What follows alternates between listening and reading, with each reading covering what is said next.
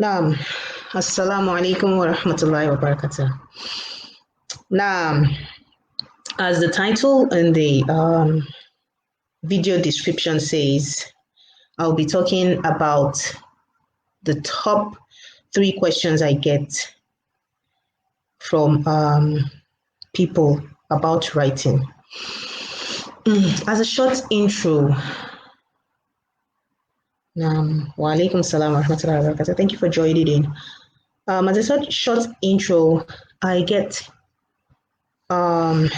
questions like in my email, in my DMs, even in comments sometimes. People ask me a lot of things, a lot of writing related stuff. And thank you for joining in. Thank you for joining in. Thank you for joining in.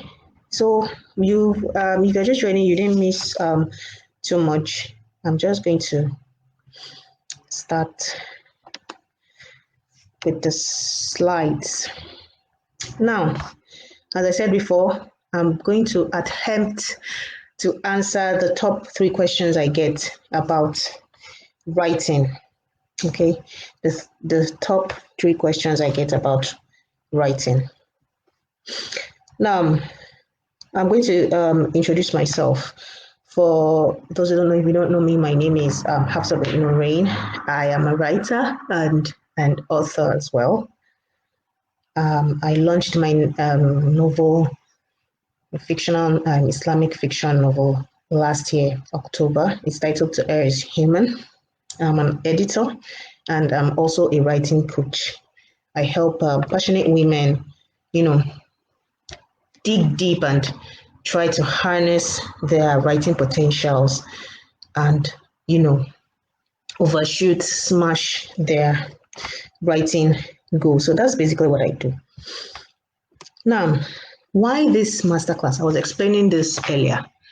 I receive a lot of messages asking me various questions about writing related questions, and most times I answer the questioners. Sometimes I just refer them because no one knows everything and all that. But I decided to do this masterclass because I felt that some of these questions, they are recurring questions from different people, different people asking the same thing over and over again. So I thought, okay, let me make a compilation of the top 3 questions that people ask me, because I know that it will be beneficial to not only the questioners, but to also other writers, especially beginner writers. So I decided to do a compilation of the top 3 questions, hence why I decided to hold this masterclass. So I'm going to be counting from the from the third question up. So it's going to be from 3 to 1. The least asked, the intermediately asked, and then the most asked. Okay, so the question that's in number 3 is, how do I generate ideas to write about? How do I generate ideas to write about? Now, this question, it's a simple one, and then again, it's not simple. It depends on the lens, whatever lens that you are trying to look at it from. Please let me know if you are here now. Let me know if you can hear me, and if you are following me. If you have any questions, please put them in the comments box. I'm going to see them. And if you are watching the replay, please put hashtag replay so that I know that you followed us. Okay, so as I was saying, this question is is a simple one because the way I look at it, it's simple actually. And the reason why I said that is that, the idea, as we all know, the idea the is one of the building blocks of a story. It is one of the fundamental building blocks of a story, because without the idea, we won't have a story, right? No idea, no story. That's just it. There are no two ways about it. There are no two ways about it. So, and for you to, people ask, how do I get ideas? And I'm like, I shake my head, like everything around us, ideas, everything around us is a potential for an idea, has potential for an idea. Okay, ideas are all around us, from the people we see, the places we visit, the food we eat, the movies we watch, everything around us, the books we read. Ideas are all around us. Everything around us can be used as an idea, or can be used to generate ideas for us to write about, whether you want to write a non-fiction or fiction book, or poetry, or a children's book. There's a popular saying that I laugh whenever I read that saying. It says that be careful, or something like that. I'm paraphrasing now. Be careful, because whatever you say or do, be careful. I'm a writer, because whatever you say or do may be used in a book. So I find that funny, but it's true as well, because we writers, we absorb, we absorb anything and everything around us. And like I said before, everything around us has potential for us to generate ideas from. So there are a few ways that I'm just going to list a few ways that will help. Will help a writer, whether you're a beginner writer or a seasoned writer, can help you generate ideas. Now, the first one is reading. Reading, the importance of reading cannot be overstated, okay? The importance of reading cannot be overstated. If you're a fiction writer, try to read books in your genre.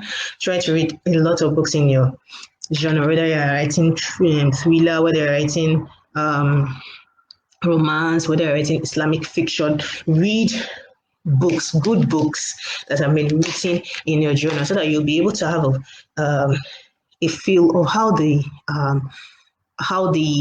people in that genre, how they write, how the authors, write, what works for them or what does not work for them. But most importantly, because we're talking in the context of ideas now, when you read books in your genre, you'll be able to generate ideas for your own stories. Because let's face it, most of the ideas out there are just the same thing over and over again, with each author putting their own spin to the idea. So try to read a lot.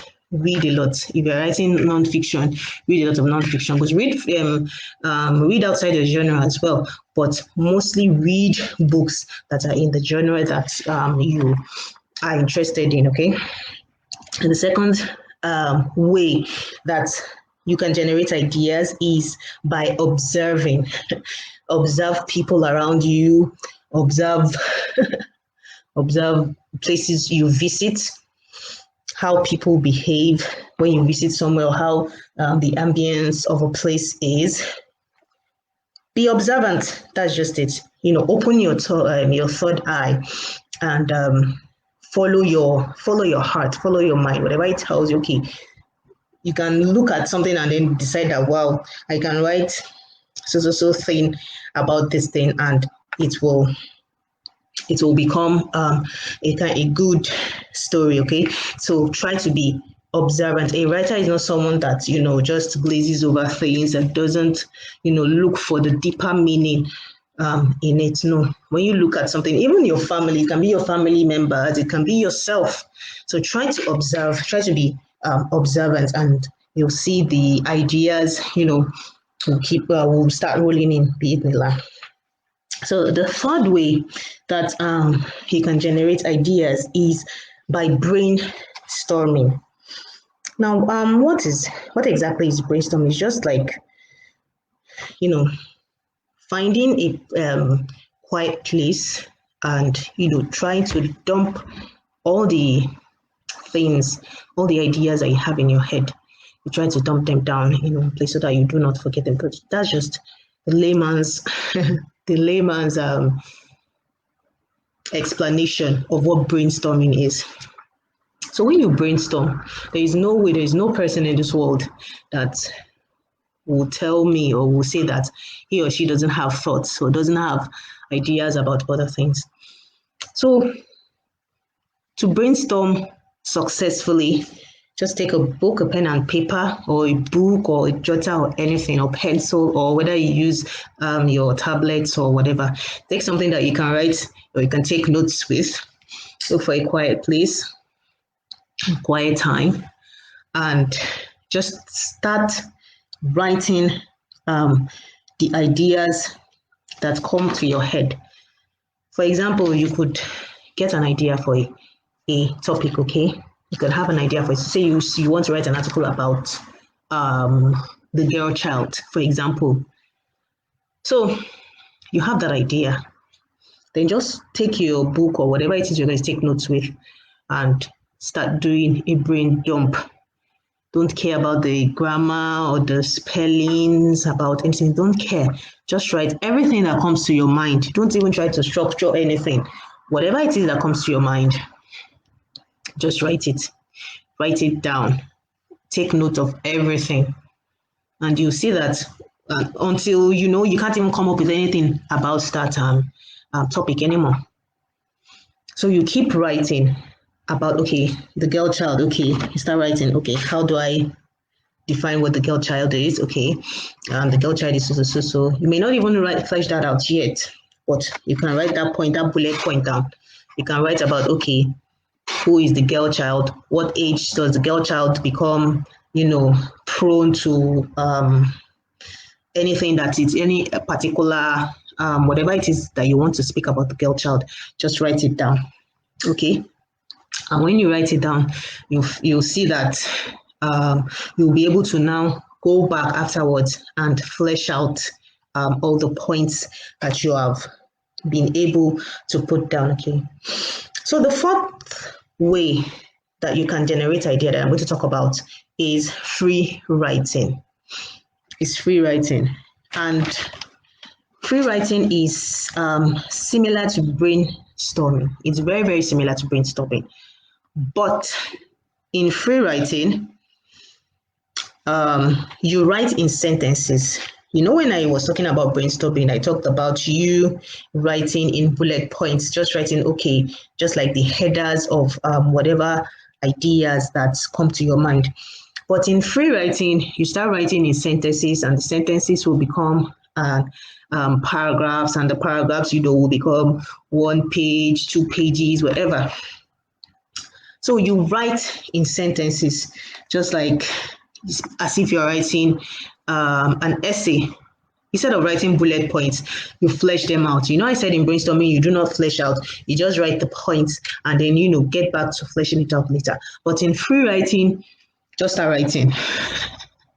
Choose something. Hafsah is a girl. She's so, and just start writing.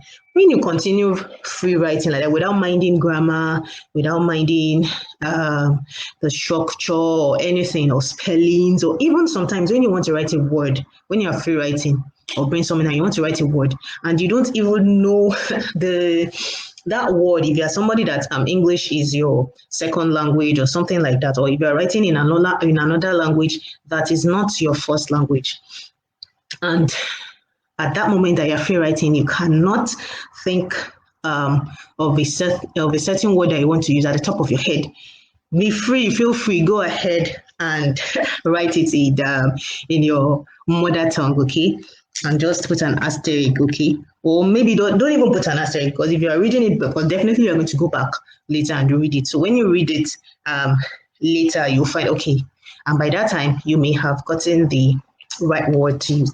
But the point is, while you're free writing, while you're writing and just allowing your thoughts to flow, you see that ideas will come easily, and you'll be able to put them down.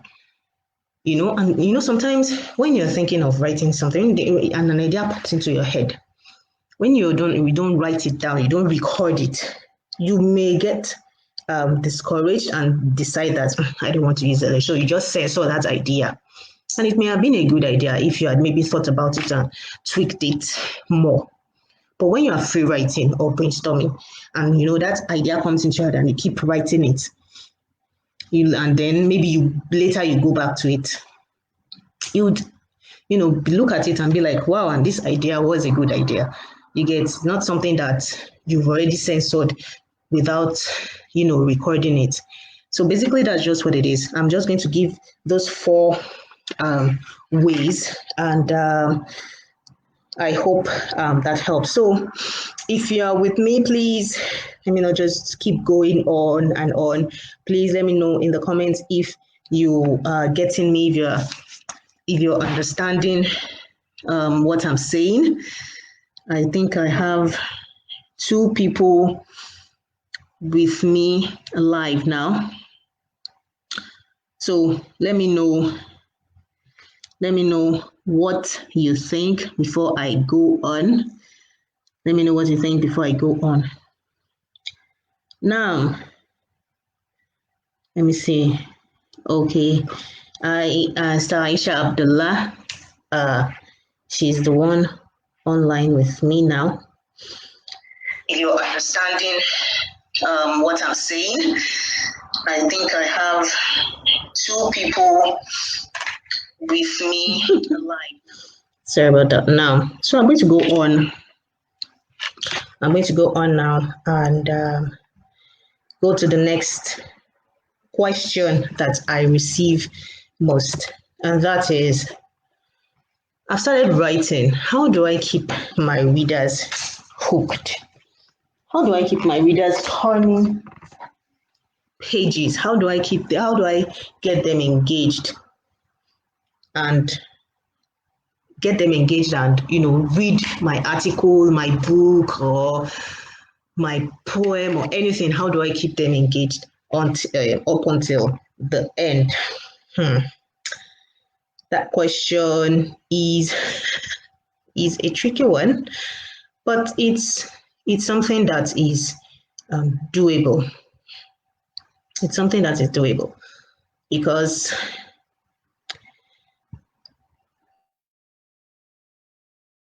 I'm trying to, measure my words so that I don't, fall into a hole in the sense that it's a very, very wide topic. And I just want to keep this concise and, straightforward, not mentioning things that will make us explain other things.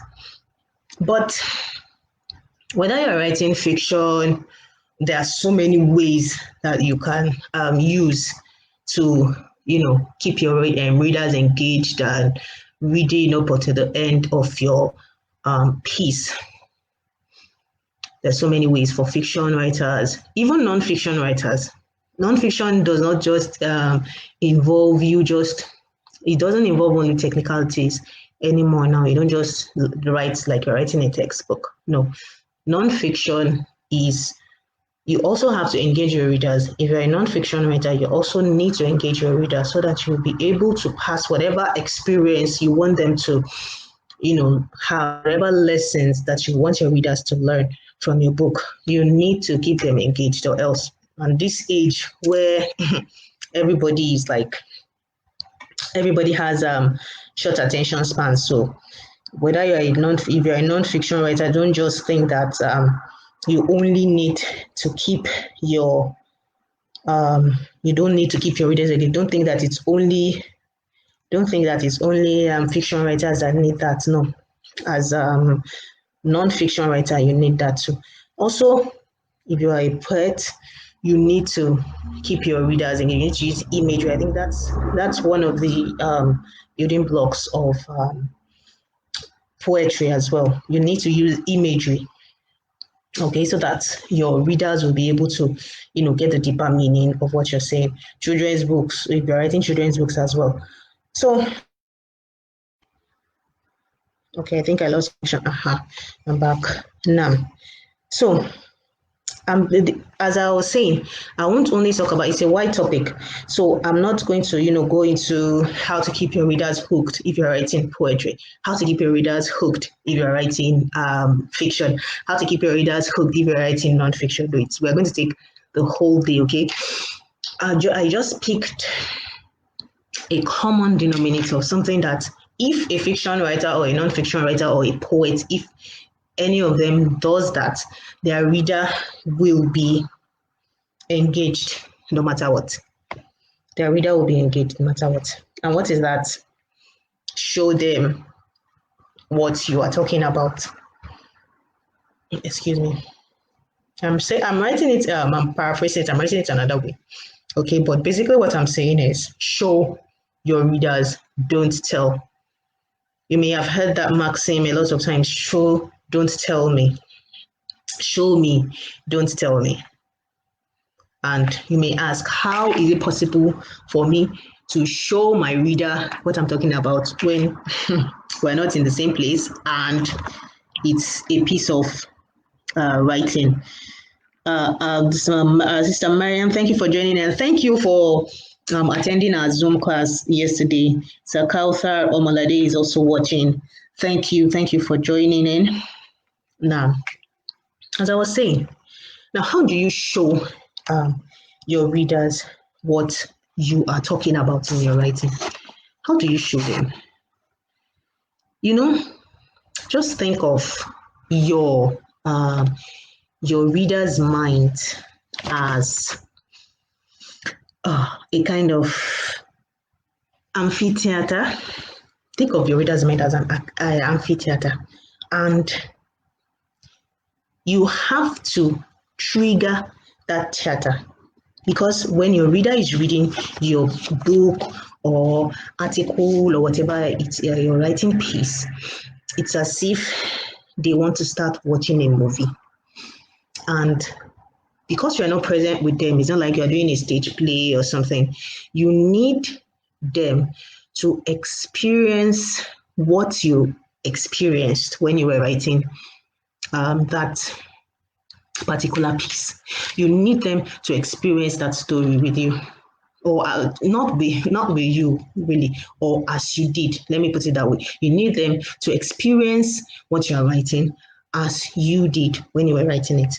You need them to feel whatever emotions that your character is feeling at that point in time, okay? So even if it's non-fiction, maybe you're writing a memoir or an autobiography. Let's just use memoir. If it's non-fiction, you're writing a memoir. The main character there is you. And there may be other characters as well, people in your life. But let's just say the main character is you. You need them to feel whatever you were feeling then, okay? Because if they feel it, if they feel what you were feeling, and this also goes for fictional writers as well. If they feel it, they'll be able to care more about your character, whether it's you in a memoir or a fictional character or whatever it is you're writing, even if it's a poem, okay? You need them to feel, you need them to be able to, you need to use words that will trigger emotion in your readers. You need to use imagery, okay? Paint a picture of what you're saying in your reader's mind. Use, strong nouns. Okay, I'm going to give examples. Don't worry, I'm not just going to say this, but I just need to, get it out there, okay? You need to make your readers experience the story just as you did when you were writing it, okay? So that's basically what is meant by showing and not telling. Sir Moinat Nam, wa alaikum salam wa rahmatullahi wa barakatuh. Thank you for joining in. Now, I'm going to give examples of what I'm saying, and I would love for you to, tell me what you felt when you saw this or when you listened to this. So I'm going to read from 3 books: a fiction book, a non-fiction book, and a poetry book. Okay. So the first book I'm going to read from my book. To Err is Human. I'm going to read an example of a part that depicts what I said, which is showing. Okay. So I'm just going to read a little part. So now, okay, just to give you a bit of context, one of the main characters in the book, Khalid, is at a market with his father, and they are haggling. They want to buy back to school supplies, and they've been haggling for a while, and his father is not winning. And Khalid is hungry, he's tired. So they're, just for you to have a bit of a context, they are in a market. So I'm going to start and read like three to 4 paragraphs, not so that I won't take too much time. So listen, like, I said Khalid is hungry. So while he waited for the hawker to arrive, his father continued haggling, the outcome of which Khalid was sure of. The seller would refuse his father, and they would again be forced to move to yet another stall. Khalid shifted his weight from one foot to the other. Standing in one spot for over 20 minutes was beginning to tell on his already aching joints. Baba, just buy the bag, Dala, please. His father ignored him.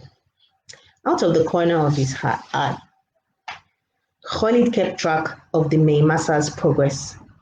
Someone else stopped the hawker a few meters from the stall where they were standing. The hawker lifted the bowl containing the masa off his head and placed it on the bonnet of a parked car. Sell fast and move here, please, Khalid thought, already salivating. Now, I want you to pay attention here, please. Before Khalid could blink, there was a huge explosion. A fist of orange flames burst into the darkening sky, lighting it up. Thick, black smoke rose up and filled the air. Shards of glass and metal rained down, flying in all directions. Khalid was flung violently backwards by the force of the blast.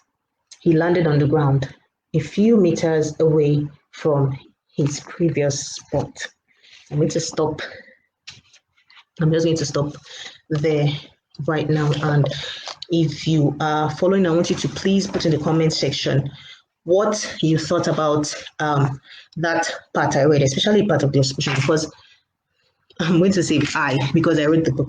I could have just, written down, just told the readers that an explosion occurred and Holly just found himself on the floor, and like I continued in the story. But no, I described what happened to you, the reader. I described to the readers what happened, how everything happened, from the shattering glass to Khalid's surprise and all that.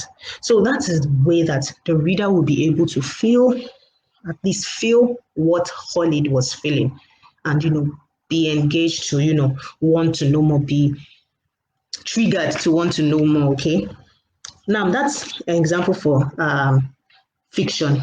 I'm going to read another example of showing in a non-fiction book, and I'm going to read from Trevor Noah's book, Born a Crime. It's a memoir.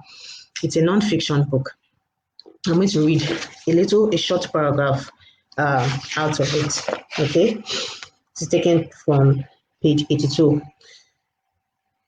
Oh no, page 83. Okay, so a little bit of context. Trevor was talking about him and his mom, arguing and all that's being at loggerheads with one another, with each other. And in this particular time, he and his mom had gone to a supermarket and he had been hounding his mom for toffee sweets, but she refused. She said she wasn't going to buy him coffee sweets. So after they got home, it continued. So I'm not going to read that conversation, but I'm going to read this part. By the time I was 7 or 8, I was too smart to be tricked. So she changed tactics. His mother tricked him at the supermarket. Okay. Our life turned into a courtroom drama with 2 lawyers constantly debating over loopholes and technicalities. My mom was smart and had a sharp tongue, but I was quicker in an argument. She'd get flustered because she couldn't keep up, so she started writing me letters. That way, she could make her points, and there could be no back and forth verbal sparring. If I had chores to do, I'd come home to find an envelope slipped under the door, and then he goes on to, write down the letter. I'm not going to read that letter now because of time, but I'm just going to give you the part that is the showing. The part I want to use, I want you to, take note of, which is the part where he was talking about how their life was, how they were living their life, him and Trevor and his mom, that is. He could have said our life was, just we used to argue every day with nobody winning or me coming on top every time. But what did he say? He said their life turned into a courtroom drama. What does that trigger in you? You picture a courtroom where two lawyers, are going head to head and arguing and trying to win a case and all that. Everything that is happening in a courtroom where the lawyers are trying to beat them, best each other. Okay, so that is what you'd picture, and it will be funny to picture Trevor and his mom, arguing like 2 lawyers. And he goes on to tell us that he was, better in argument. So that's another way. It's a memoir. Okay, so it's non-fiction. That's why I picked this books. I picked a fiction book, a non-fiction book, and now I'm going to write. I'm going to read from a book of poetry. Okay, and this is 4 months and 10 days by Naima B. Robert. I'm going to read the poem that she titled Anguish. The anguish is there in the blackness behind your eyelids when they are squeezed tight shut, holding back tears because it's too much to take in, to accept, to believe, and you fear you may explode if you don't take a breath and call his name. Now, I mentioned before that in poetry you use imagery. Okay, now look at the skillful way she used imagery to describe the anguish that she's feeling here. She didn't just tell us that I feel sad, the anguish is there, and I'm holding back tears. And no. She described it by talking about the pain, the blackness behind your eyelids when you close your eyes tight. Imagine if you are at that moment, you close your eyes tight and then everything you see is black. Okay, everything you can see is black. That's even if you can see black. Everything is black, everything is dark. So her careful use of words, or her precise use of words, will help you. It will trigger, you to conjure up an image of what she's saying in your mind. Okay, so that is this is another skillful way of using showing instead of telling in poetry writing. Okay, so if you're watching the replay, please let me know what you think about these examples that I gave. And if you have any questions, please let me know. Our time is fast spent. If you have any more questions about showing and telling, please let me do in the comment section. So basically, the summary is, when you show, you are letting your reader experience the story instead of just telling it to them like, okay, this is what happened, this is what happened. No, when you show them, when you describe them, okay, this is how it happened, instead of saying this is what happened, you say this is how it happened. Okay, they'll be able to experience the story, remain engaged and read your writing piece until the end. Okay, so the number one question, now drum roll, the number one question that I get asked, like 90% of the time, yes, 90% of the time, the number one question that I get asked is, how do I become a better writer? How do I become a better writer? It's very simple, and yet it is not. It is simple, and yet it is not. To become a better writer, you need to write. No, that's not the only thing I'm going to say. Don't mind me. I'm just kidding. But really, to become a better writer, you do need to write. But I'll just, I'll go one step further, and I'll not just give you that, how do I put it? Let me not say it's an auto-generated answer. Okay. Although it's correct, it's very correct, but I'll give some other tips, okay, that can help a beginner writer to become a better writer. Now, the first is read a lot. And when I say a lot, I mean a lot. Okay. If you are not someone that likes reading, I'm sorry, it's not, I won't say impossible, because people are always like, impossible is not a word, but it's just if you don't read, you can't become better at writing. It's a,